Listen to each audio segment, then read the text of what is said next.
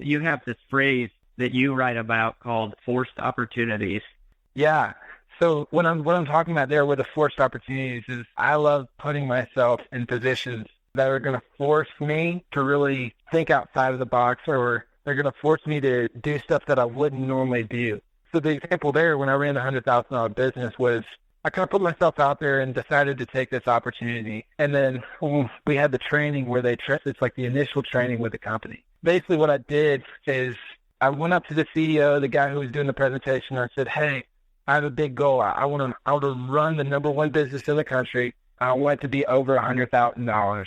And I just kind of made a challenge and a bet with him there. Like, I want to accomplish one of those things.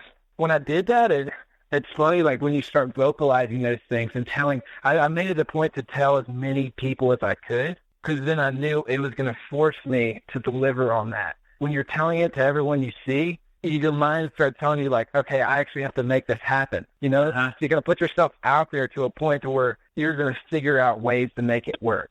And when you have a specific deadline, or when you have a specific number or a challenge that you want to hit, that's when it really becomes real, and it's either a success or a failure. But either way, you're moving forward because you're forcing yourself to be put in that situation, and it's the forced opportunity that you give yourself.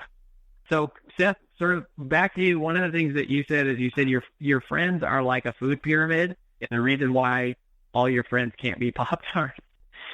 Yeah, I grew up, some of your listeners may be able to relate with this. I grew up in the South and in a very conservative home. So my mom was always super picky about my friends and who I hung out with. I actually heard this tagline from one of my friends, but you show me your friends and I'll show you your future.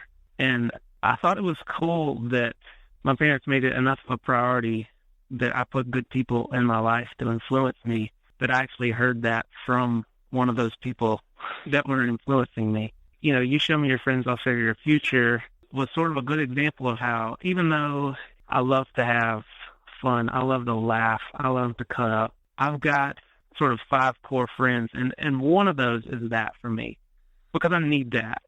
But it's really important that I don't have 5 friends that are that way. I mean, it's balance. You need that in your life. But, you know, I have my friend that I call for when I need financial advice, or when I need spiritual advice, or when I need, you know, advice about maybe being a better friend even to those 5 friends, you know, the people that strengthen me in different ways. I think that balance is key. So that's what that's about.